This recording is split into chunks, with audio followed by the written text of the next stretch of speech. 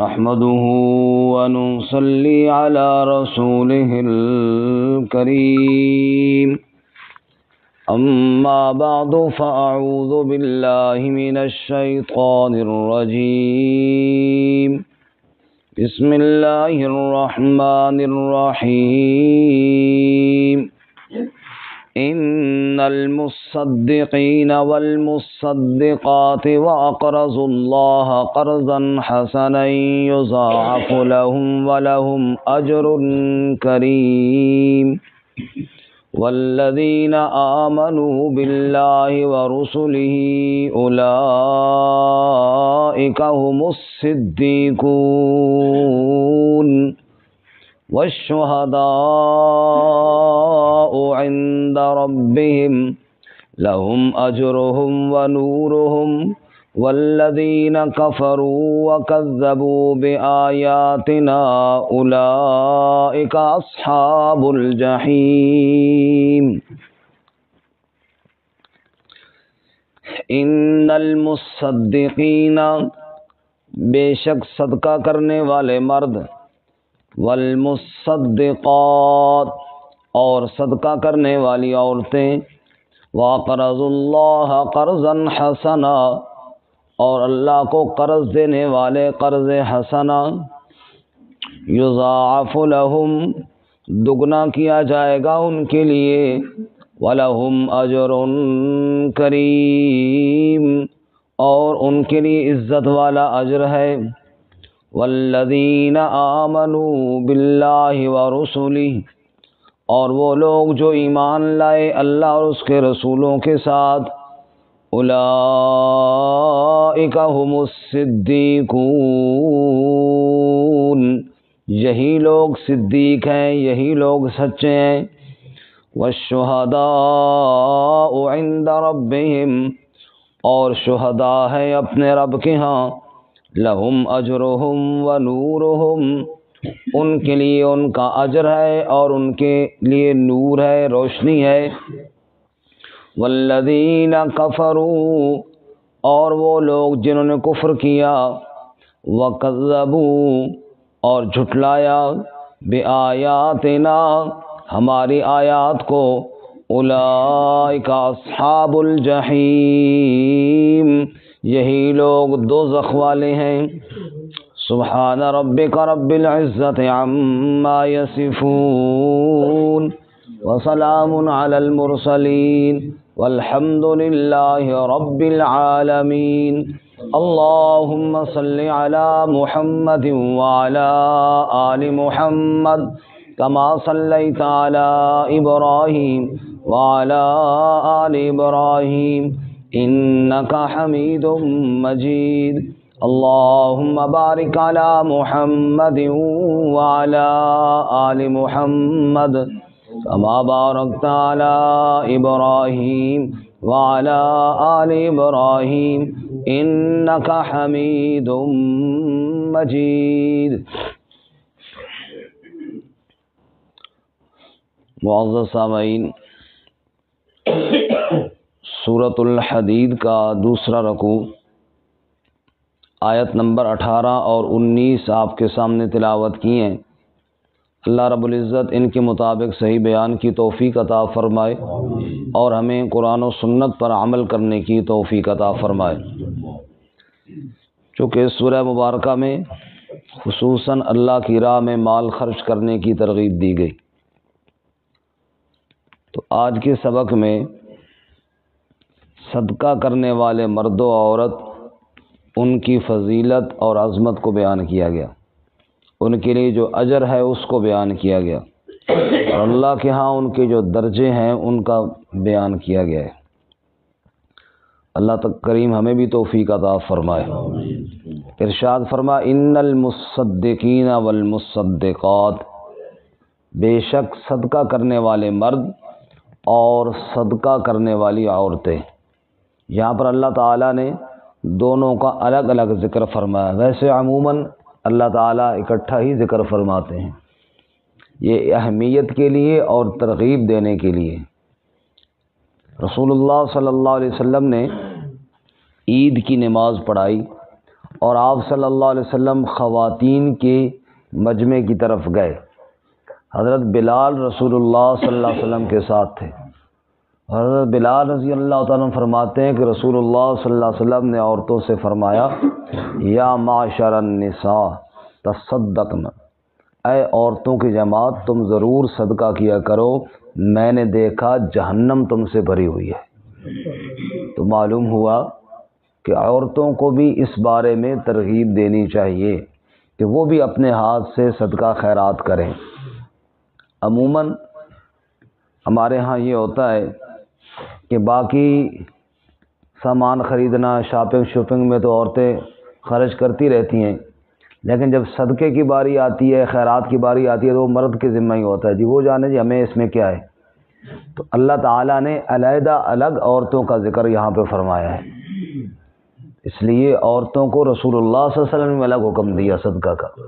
تو ہمیں بھی چاہیے کہ اپنے گھر کی خواتین کو، ان کو بھی صدقے کی ترغیب دیں، وہ بھی اپنے ہاتھ سے صدقہ دیں، انہوں نے بھی تو جہنم سے اپنے آپ کو بچانا ہے نا۔ آپ صلی اللہ علیہ وسلم نے فرمایا اتقوا النار ولو بشق تمرہ، جہنم کی آگ سے بچو چاہے کھجور کا ایک ٹکڑا ہی کیوں نہ ہو۔ کھجور کا ایک ٹکڑا مطلب معمولی چیز کی تم مالک ہو، بس اسی کو دو اور اسی کے ذریعے اپنے اوپر جہنم کی بھڑکتی ہوئی آگ کو بجھاؤ۔ تو صدقہ مرد و عورت سب کو کرنا چاہیے۔ رسول اللہ صلی اللہ علیہ وسلم کے دور میں صحابیات بھی خوب صدقہ کیا کرتی تھی۔ حضرت بلال رضی اللہ تعالیٰ عنہ فرماتے ہیں، میں ایک دفعہ نبی صلی اللہ علیہ وسلم کے دروازے پر دربان تھا۔ کئی صحابہ کرام وہ کئی دن آ جاتے حضور کے دروازے پہ، آ کے ڈیوٹی دیا کرتے تھے، بھئی جو حضور سے ملنے آئے گا حضور کو بتائیں گے، اور دن سارا حضور کے دروازے پر گزار دیا کرتے تھے۔ تو حضرت بلال رضی اللہ تعالیٰ عنہ فرماتے ہیں کہ میں ایک دن رسول اللہ صلی اللہ علیہ وسلم کے دروازے پر دربان تھا۔ ایک عورت ہے، اس کا نام ہے زینب رضی اللہ تعالی عنہ، وہ آئیں اور انہوں نے مجھے کہا بلال جاؤ نبی صلی اللہ علیہ وسلم سے میرے بارے میں ایک مسئلہ پوچھ کر آؤ کہ شوہر اگر غریب ہو تو اس کو صدقہ دینا جائز ہے یا نہیں۔ ساتھ یہ کہا کہ میرا نام نہ بتانا کہ کون پوچھ رہی ہے۔ اب ایک طرف رسول اللہ صلی اللہ علیہ وسلم کا ارشاد ہو، دوسری طرف زینب کا مشورہ ہو، تو بلال نے تو نبی پاک ہی کی بات ماننی ہے۔ حضرت بلال گئے، کہا یا رسول اللہ ایک عورت آئی ہے اور وہ مسئلہ پوچھ رہی ہے۔ نبی صلی اللہ علیہ وسلم فرمایا کون عورت ہے وہ؟ تو حضرت بلال نے کہا اب میں کیسے چھپاتا کہ حضور جو پوچھ رہے کون ہے؟ کہتے رہے کہ میں تھوڑا سا پھر بھی نام پہ پردہ ڈالنے کی کوشش، میں نے کہا جی زینب ہے۔ حضور نے فرمایا ایو زینب، زینبیں بہت ساری ہیں، کون سی زینب ہے؟ میں نے کہا جی ابن مسعود کی بیوی زینب ہے۔ تو کہنے کا مطلب یہ ہے کہ عورتیں باقاعدہ اس بارے میں مسائل بھی پوچھتی تھیں۔ آج کل تو عورتوں نے بالکل ہی صدقہ کرنا چھوڑ دیا ہے، باقی سارے کام کریں گی، لاکھوں روپے کی شاپنگ کر کے آ جائیں گی، صدقے کی باری آئے گی تو وہ جانے مرد جانے اور وہ ان کا کام جانے۔ تو اللہ تعالیٰ یہاں پر مردوں کے ساتھ عورتوں کا الگ ذکر فرماتے ہیں۔ ان المصدقین والمصدقات، بے شک صدقہ دینے والے مرد اور صدقہ دینے والی عورتیں، وَأَقْرَضُوا اللَّهَ قَرْضًا حَسَنًا، اور اللہ کو قرض حسنہ دینے والے۔ قرض حسنہ اس دن ذکر ہوا کہ خالص نیت کے ساتھ دیا جائے وہ قرض حسنہ ہے، نیت میں خلوص نہ ہو قرض حسنہ نہیں ہو سکتا۔ اسی طرح صدقہ دے کر جس کو دیا ہے اس پر احسان نہ جتلایا جائے، اس کو اذیت نہ دی جائے، ورنہ قرض حسنہ نہیں، ریاکاری نہ ہو ورنہ قرض حسنہ نہیں، گھٹیا مال ردی مال نہ ہو ورنہ قرض حسنہ نہیں، اپنی محبوب چیز ہو، ایسی چیز نہ ہو کہ جس سے بندہ تنگ ہو۔ بعض دفعہ چیز قیمتی بھی ہوتی ہے لیکن بندے کو پسند نہیں ہوتی، چھوڑو یار چلو یہ تو ٹھیک ہے اس کا اجر ہے، لیکن قرض حسنہ جو عمدہ ترین قرض ہے یہ اس میں نہیں آئے گی۔ حرام مال چاہے کتنا ہی اعلیٰ کیوں نہ ہو اس پہ کوئی اجر نہیں ہے۔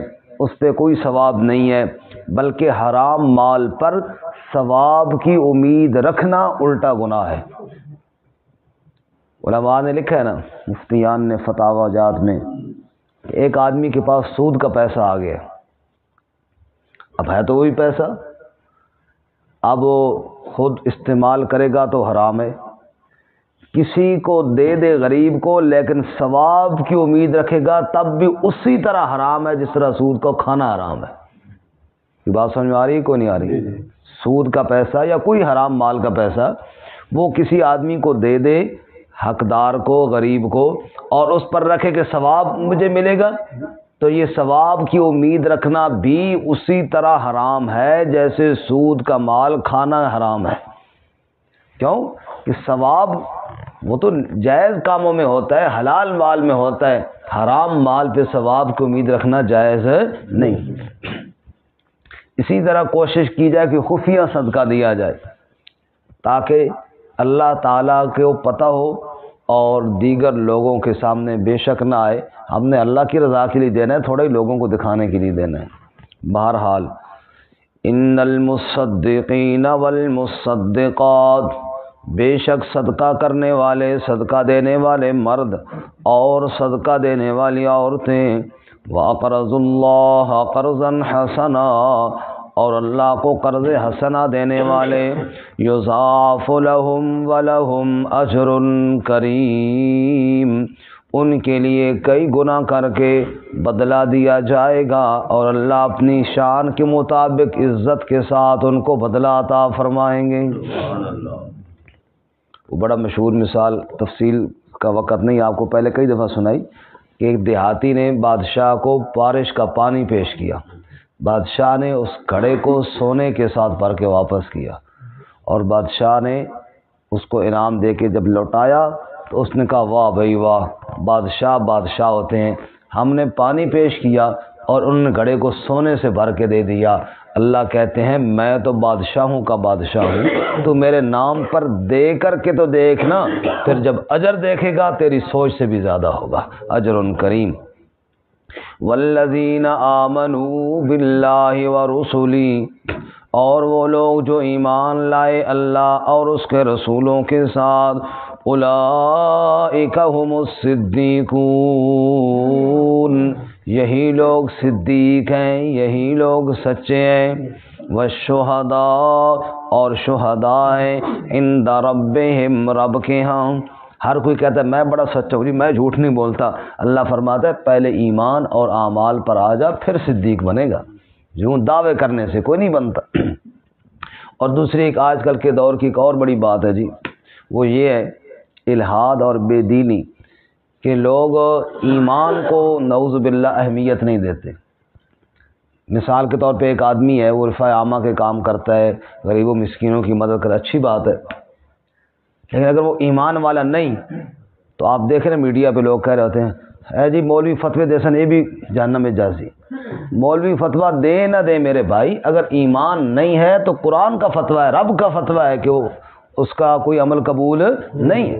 ایمان بنیادی شرط ہے، ٹھیک ہے اس نے بڑے اچھے کام کیے ہیں، لیکن اچھے کام کا بدلہ جنت تبھی ملے گا جب اس کو اندر ایمان ہوگا۔ ایمان کی دولت نصیب نہیں ہوئی تو بڑے بڑے کا، یہ مشرکین مکہ نے کعبہ بنایا تھا، ابو جہل اور ساری پارٹی نے مل کر کعبہ، تو یہ اچھا کام نہیں ہے، اور حاجیوں کو ستو پلایا کرتے تھے، حاجیوں کو کھانے کھلایا کرتے تھے، حتیٰ کہ اپنے گھر کے اندر نہ ہوتا تب بھی حاجیوں کو کھلایا کرتے، تھوڑے کام ہے یہ، رفع عامہ ہی کے کام ہے نا، غریبوں کو کھانا، مسافروں کو کھلانا، لیکن نبی صلی اللہ علیہ وسلم کے دشمن بنے تو اللہ تعالیٰ نے سارے اعمال ضائع کر دیے، اولئک حبطت اعمالہم۔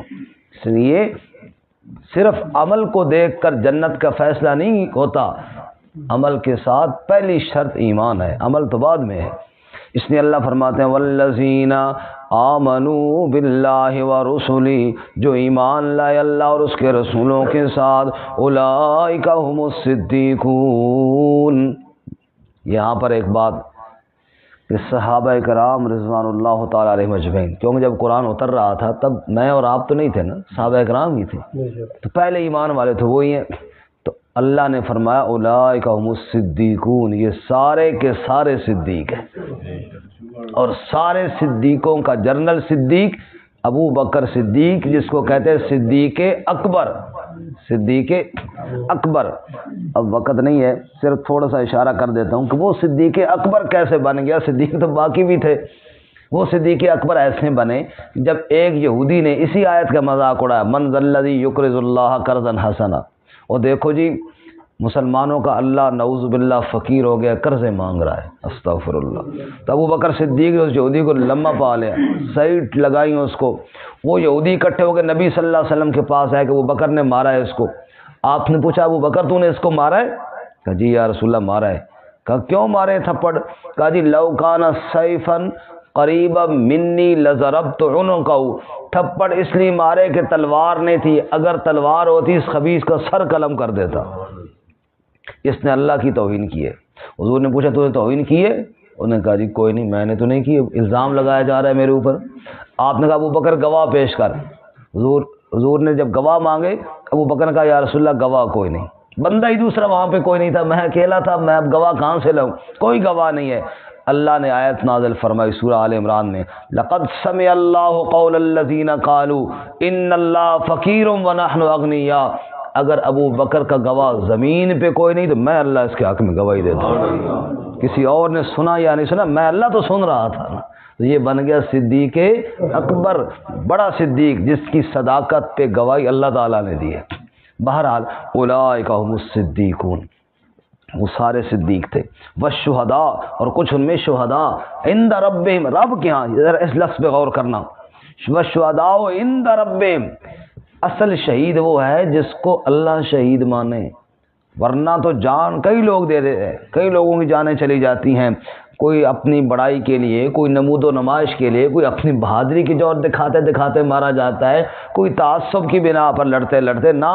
والشہداء عند ربہم، اصل شہید وہ ہے جو رب کے ہاں شہید ہوگا۔ اسی طرح آپ دیکھ لیجئے صدقہ خیرات، جی فلانے بادشاہ بڑا زبردست صدقہ کیا جی، اتنی دیگیں پکائیں اور بڑے لوگ آئے اور یہ ہوا، اللہ کرے قبول ہو جائے۔ اصل جو اللہ کے ہاں قبول ہوگا صدقہ بھی وہی ہوگا، صدقہ بھی۔ دنیا میں نام ہو گیا تو کیا ہوا، دنیا میں نام ہو گیا تو کیا ہوا، اصل میں تو عند ربہم، رب کیا صدیق کون ہے، رب کیا شہید کون ہے، رب کیا صدقہ دینے والا کون ہے، اصل یہ چیز ہے۔ بہرحال جو اللہ کے ہاں ہو گئے، لہم اجرہم و نورہم، ان کو اللہ اجر بھی دے گا اور دن قیامت کے نور اور روشنی بھی عطا فرمائے گا۔ اور اس کے برعکس دوسرا گروہ، والذین کفروا وکذبوا بآیاتنا، جنہوں نے ہماری آیتوں کو انکار کیا اور جھٹلایا، اولئک اصحاب الجحیم، یہ دوزخ والے ہوں گے۔ اللہ ہماری حفاظت فرمائے۔ وآخر